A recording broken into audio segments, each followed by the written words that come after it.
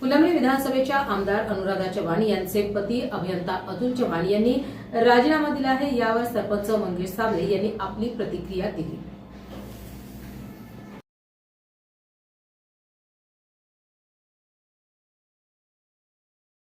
नमस्कार मित्रांनो, आज छत्रपती संभाजीनगर घाटी रुग्णालय येथे सन्माननीय पालकमंत्री यांनी एका बांधकाम अधिकाऱ्याला झापलं। कारण असं होतं की 14 कोटी रुपयाची घाटीची दुरुस्तीची प्रमा 3 वर्षापूर्वी दिली होती, मात्र अजून देखील दुरुस्ती झाली नाही। खऱ्या अर्थानं 14 कोटीमध्ये घाटीची नवीन इमारत बाहेर उभी राहिली आहे, मात्र 14 कोटीच्या प्रमा घेऊन 3 वर्ष झाले पैसे खाऊन घेतले, पण घाटीची दुरुस्ती केली नाही। हे बांधकाम अधिकारी तेच आहे ज्यांनी आम्ही अटक असताना सीपी साहेबांना फोन करून सांगितला की यांच्यावर अजून काही गुन्हे दाखल करण्यात येते का बघा आणि यांना 14 दिवसाची न्यायालयीन कोठडी कशी येईल हे बघा। हे बांधकाम अधिकारी तेच आहे ज्यांच्या पत्नी विद्यमान आमदार आहे। हे बांधकाम अधिकारी तेच आहे ज्यांनी आपल्या शेतीतून समृद्धी महामार्ग जाणार आहे म्हणून 1500 कोटीची जमीन घेऊन ठेवली आहे आणि त्याचे 15,000 कोटी करण्याचा यांचा मनसूब आहे।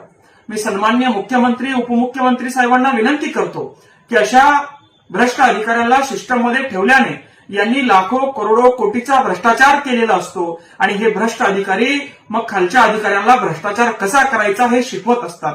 खऱ्या अर्थानं ही भ्रष्टाचाराला लागलेली कीड आहे। जे अधिकारी राजकारणामध्ये आहेत, जो अधिकारी सिस्टीममध्ये आहे त्याच्या घरचे राजकारणामध्ये आहे आणि राजकारणाचा एक चाक आणि सिस्टीमचा एक चाक म्हणून दोघं मिळून हे भ्रष्टाचार करतात, अशी कुठतरी यांची सांगड असते। आणि म्हणून सन्माननीय मुख्यमंत्री देवेंद्र फडणवीस साहेब यांना माझी विनंती आहे की ही भ्रष्टाचाराला लागलेली कीड आमच्या जिल्ह्यातून तुम्ही काढावी आणि खऱ्या अर्थानं यांच्या पूर्ण संपत्तीची चौकशी आपण करावी।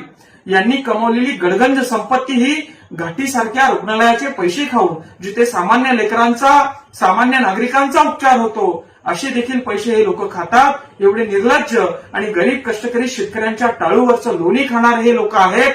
आणि जेव्हा एखादा सामान्य मुलगा आवाज उचलतो तर त्याचा आवाज कसा दाबायचा, त्याच्यासाठी आरडीसी यांना 10 लाख रुपये देणे असेल किंवा कुठलं डिपार्टमेंट मॅनेज करणं असेल, हे सगळं या अधिकाऱ्यांना जमतं। यांची चौकशी करून, यांनी कमावलेली संपत्ती याची चौकशी करून यांच्यावर कारवाई करण्यात यावी, अशी मी सन्माननीय मुख्यमंत्री महोदयांना उपमुख्यमंत्री महोदयांना विनंती करतो।